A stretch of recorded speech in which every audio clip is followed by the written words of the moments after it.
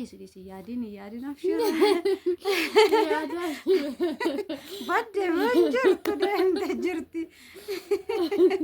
Haasa makeetii lol fudhadhe kamaalan godharee. Baddeerti biyya nan jirta. Gadallee guyyaa kamiidha guyyaa gaafii wal gaafanne tokko rafte mastuun jedha jechuudha. Koominti jalatti akkas ta'uu qabdu. Yaadanna fudhatte kamaalan godharee gorsa amma yaanni nuti asirratti qabnu yaada viidiyoo ijoolleedhaaf hojjennee waan tokko akka nurraa barataniif amma mastuun yeroo kanatti manni ishii xumuramullee haa baatu harmeen ishii fayyuufiin ishiidhaaf guddirra jirtanii fayyaa keessanii nagaadhayi nagaa keenya galata waaqayyoo baga nagaa fayyaa taatan siin jecha egaa har'as deebinee dhufnee jirra. Mee maaliif deebinee dhufnee aadde mastuun nagaa siin gaafatanii san booddee walitti himna jechuudha waan dhufneef. Ashamaa harka fuunee kabajamtoonni fi hordoftoonni maatii keenya taatan hundi keessanuu kan biyya keessas kan biyya ambaa keessa jirtanis nageenya araarri waaqayyoo isiniif haa baay'atu jecha nagaa jirtuuf nagaa jirraa galata waaqayyo akkasumas bakka jirtanitti nageenya araarri waaqayyoo isiniif haa baay'atu jecha bakkuma jirtanitti nagaa ta'aa isinii jenna galatoomishii nagaa ta'a. Ishii nagaa gaafattee xumurte. Egaa namoonni baay'een namoonni mastuurraa waa barachuu barbaadan jirtu jechuudha. Anis immoo wanni barachuu barbaadutu jira. Egaa akkuma argitan jechuudha sammuun duraa tokko jaalalli na qabee jira jettee baay'ee walitti bu'iisni dhufe.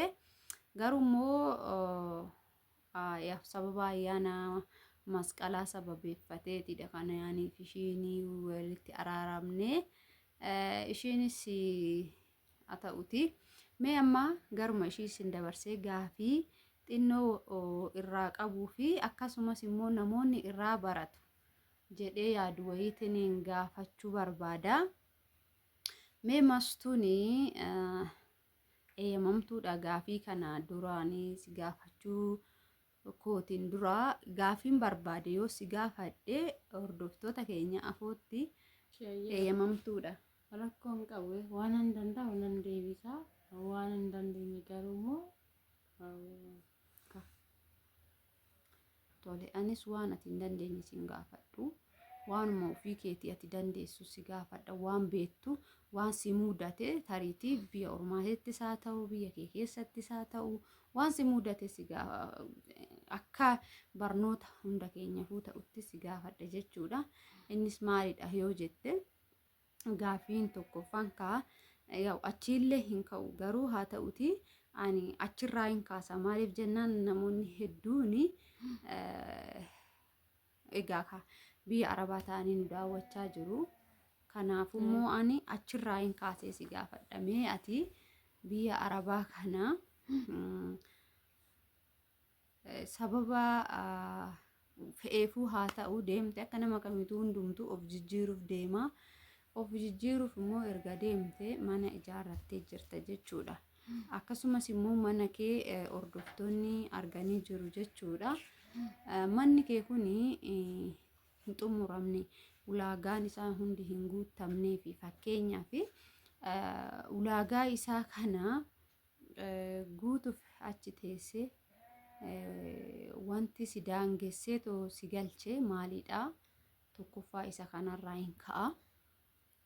Maaliif jennaan namoonni hedduun osoo hin beekin waa baay'ee namaan jedhan beektaare kanaafuu innis itti deemama sanumarraa ka'ee sababni ati osoo mana kee hin xumuratiin galteef maali? Galatoomi gaafii na gaafatteefis galatoomi ati ani immoo nama deebisu waaqayyo na taasisu. Obboleewwan keenya nurraa baratu akkuma jette namni tokko biyya isaati guyyaa ba'u hojjetachuuf gabaa ta'e dammoo yookiin mana gaarii si ga'uu danda'a yookiin mana hamaa si ga'uu danda'a. Garuu immoo galata waaqayyoo akkasittis mana hamaa sanis na ga'uu baatu mana gaarii nagee hojii kee hojjetachaan ture. Garuu immoo mana kee osoo hin xumuriin galtee bakka naan jette kanatti namni nama ta'ee namni rakkinni irra hin geenye hin jiru jechuudha. nama sila taaneef iyyuu fatana baay'ee nurra ga'uu danda'a. Karaa maatiitiin ta'uu danda'a. Karoota garaagaraatiin fatanaan nurra ga'uu danda'a jechuudha. Ani immoo isa sambamuluu obsaa ture garuu immoo humnaa ol gaafa narra ta'u kanan biyya kootitti galee jechuudha. Lamin yeroo baay'ee sababni ani biyya ambaa keessaa illee galee sababa harmee kootiiti jechuudha. Harmeen koo sababa na jalaa dhukkubsattuuf yeroo baay'ee maallaqaan gargaaraa ture. Garuu maallaqni sun ana hin ta'uuf jechuudha. Harmeen koo micayyoo koo ijaarsin sin argaa naan jetti yeroo baay'ee jechuudha. Yeroo ishiin naan jettu sanii ani bakka maallaqni kun harmee koo naaf hin ga'u. Harmee koo naaf caalaa. Dirqama galee harmee koo ijaan arguun qaba. Manni kootis guyyaa tokko guyyaa waaqayyo jedhe hin xumurama. Lamin fayyaa yoon qabaadhe deebi'ellee hojjetachuu nan danda'a. Garuu immoo fayyaan bakka hundattuu iyyuu barbaachisaadha nama kamiifiyyuu. Osoo nachi jiraadhee harmeen koo sa'aatii sanitti waan jettan jedhini wanna tokko naa jalaa taate seenaa hidimee likkeen natti ta'a jechuudha. Ani garuu maallaqa biyya arabaa sanii miti kana na filadhee harmee koo filadhee manni kootis osoo hin xumuramin kanan biyya kootitti galee ka xumurummoo anaa miti kan na ijaares humna koo biratti illee ta'u waaqayyo mitiire waaqayyo osoo na gargaaruu baatee bakka sanii hin ga'u bootaa kanas yookiin mana kanas hin ijaarradhu eegana calqabsiisee dammoo na xumursiisaa jedhee tanan isin jechuu barbaade obboleetti koo haadha koo caalchifadheen biyya ambaa keessaa galee isin jedha. Tolee galatoomas tuyi egaa namoonni baay'een asirraa waa baratu jedheetti ni ani malee gaafii kana ani nama si gaafachuu ture miti. Garuu maaliif galtee osoo mana kee xumuratin anaanis yeroo san akkas naan jechaa turan deebi'ii mana kee xumuradhu fa'aa warroonni naan jedhan jiru jechuudha. Maaliif yeroo baay'ee maallaqa caalchifannaa qabeenya caalchifannaa qabeenyi immoo eenyumaa olii miti namaa olii miti namaa gadi malee qabeenyi maaliif namni yoo jiraate qabeenyi sun dhufaa namni yoo jiraate wanti hundi yoo namni jiraate yoo fayyaan jiraate yoo nageenyi jiraate ati yoo biyya ormaa keessatti boqonnaan arganne maalifan hojjedha jechuun ni jira jechuudha. Akkasumas immoo anaanis namoonni baay'ee namoonni hedduun sirraa barannee jirra. Viidiyoo keerraa waa hedduu barannee jirra. Jireenya keetirraa waa hedduu barannee jirra. Amma osoo hin galee illee homaa natti fakkaatu namoonni jedhanii ana fakkeenya na godhatan jiru. Garuu ani nama akkasitti fakkeenya ta'e sanii miti jedhee tanan of yaada. Maaliif hundumtuu akkaataa jireenya mataa isaa qaba. Haala kanaan naa xumurama. Waan inni guddaan akka yaada kootitti calqabuudha isinii galee jalqabuudha. Jalqabdee wanti sun immoo osoo hin xumuramin hin hafu waan ta'eef wanti sun waan kaayyooti. Fakkeenyaaf mastuun mana osoo hin xumurin galtee miti. Mana kana osoo hin xumurin jechuun wanti ishii hafee hin jiru. Akkuma argitan bareeda duubanne garafamee jira. Waalikkiin hidhamee jira. Wantummaan ishii hafe jedhamu yoo jiraate keessa qofa jechuudha. Akkuma mana kiyyaa keessa qofatu ishee hafe. Keessa kanallee immoo suutan bareeffachaa akkuma koo ta'uu ni dandeessi jiraachuu ni dandeessi jedhee tanan amana jechuudhaan. Namoonni baay'een garuu jechootan nama cabsu jechuudha. Haa ta'uti suni itti deebinaa rakkina hin qabu. Mana ishee osoo hin xumurin maaliif galte mastuu warreen jettaniif kuni deebii quubsadha isiniin jechuu barbaade tana. Maaliif osoo abbaan keenya dhibamu osoo haati keenya dhibamtu osoo harmeen keenya nu yaaddu osoo warri keenya maatiin keenya nu yaadanu nuti waggaa dheerayyuu hojjennee namoonni homaa takka osoo hin godhatin jiru jechuudha. Egaa mastuun kan turte Beerutiidha. Beerutiin immoo maallaqa hin qabdu akkuma argitan jechuudha. Dhiisi yaadin afshira. Badde waan jirtu deemte jirti. Haasa makeetti lol fudhadhe samaalan godharee. Baddeerti biyya nan jirta. Gaddalee guyyaa kamiidha guyyaa gaafii wal gaafanne tokko rafte mastuun jedhe jechuudha. Koominti jalatti akkas ta'uu qabdu. Yaadan na fudhatte samaalan godharee gorsa amma yaanni nuti asirratti qabnu yaada viidiyoo ijoolleedhaaf hojjennee waan tokko akka nurraa barataniif. Amma mastuun yeroo kanatti manni ishii xumuramullee haa baatu harmeen ishii fayyuufiin ishiidhaaf guddaadha jechuudha. Qabeenya caalu haadha jechuudha. Haati osoo hin dhufne hin jiraanne namni biraa sirumaa jiraachuu hin danda'u. Jalqaba haadha ofiiti.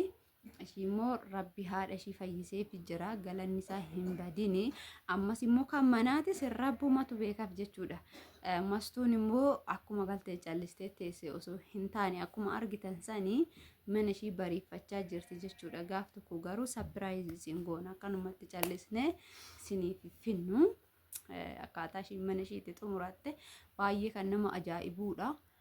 Xumurachaa jirti immoo isin qophiidhaan nu eegaa isin xumurraa gaafii biroo yoo isin qabaattan mastuurraa egaa koomentii barreessa walumaa galatti anarraas ishiirrees kan gaafii qabdan keessattuu jireenyi biyyaa akkamii maatiin kiyyan galinnaan jedhanii warreen jettanis jirtu jechuudha. Maatiin koo hin galin jireenyi waddade naan jedhan warreen jettanis jirtu jechuudha. Yeroo achi jirtanitti maatii keessan tarii maallaqaan gargaaruu dandeessu ta'a. Waa hedduudhaan gargaaruu dandeessu ta'a. Isaan tokko tokko immoo waan jireenyi itti tole se'anii maal asii gootan karatti deemnu dhabne jedhanii too warroonni achitti isin dhoowwan jiraachuu danda'u. Isin immoo isaan laaluu hin qabdan. Jireenya keessan wanta keessa jirtan isintu beeka waan ta'eef isinumti murteessaa isiniin jechuun barbaada. Mee waan itti dabaltu mastuun yoo jiraate san booda viidiyoon keenya akkasinitti dheeratu waan hin barbaanneef hin goolabna jechuudha. Galatoomii akkuma hinaanis jettee akkuma durallee jedhee lamin haati takkittiidha lammatan argamtu jechuudha. Haati ofii gaafa nama jalaa waa taate haati ormaa homaa namaaf hin gootu jechuudha. Akkuma koodeen biraa koodeen kafana akkuma jedhasanii obboleettiin biraa naaf dhufte obboleettii koo akkuma hin taane haati nama biraallee haadha koo ta'uu hin dandeessu jechuudha. Ani sa'aatii sanitti muddamattis tasatti illee galu haadha koo adaannadhee jira. Qabeenya naaf homaa miti jechuudha. Qabeenya naaf fida ani hojjedhee fiduu nan danda'a ammaan booda. Garuu odoo haati koo guyyaa gizee san ji'a san keessa wanna tokko taate osoo na jalaa boqatte anaadha koo tiiffachuu hin danda'u. Abbaan barbaade waan barbaade anaan jedhu harka duwwaa galtees waan barbaadde soonaan jedhan harmee koo fayyifadhee ija kootiin ijji kiyyaaf ijji ishee ol arguun koo anaaf qabeenya kooti siniin jechuu jaaladha. Yoo dogongorres bakka dogongora keenya ifa manaa godha. Gaafii na gaafatteefis dammoo galatoomii siin jechuu barbaada. Gaafii biraa yoo nurraa qabaattan immoo deebisuudhaaf qophiidha siniin jedha. Koomentii jalatti egaa guutumaan guututti seenaan namaa haasa'ama hin dhumu.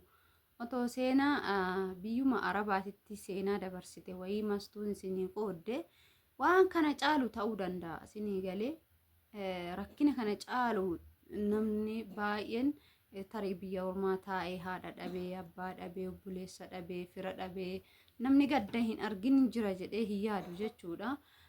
Fira isaa ta'u haatiif abbaan yoo boqachuullee baata firri ofiiti yoo nama jalaa boqate namumti ollaa tokko namumti ijaan beekan tokko gaafa boqate biyya ormaa itti dhaga'u baay'ee ulfaataadha.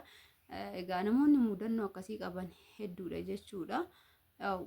Kana fakkaata viidiyoon keenya har'a qabannee dhufne asirraa waan xiqqishu wayii waa hubattu jedhee waan ayyaadeef jechuudha. Yeroo baay'ee namoonni hedduun namoonni osoo hin hubatin hamilee namaa tuquuf deeman hedduu jira waan ta'eef saniif ani gaafii kanan gaafachuu barbaadeef jechuudha. Mastuu egaa warroonni gaafii isinti ta'u jira yoo ta'e immoo deebiin kinootii isiniin jedha.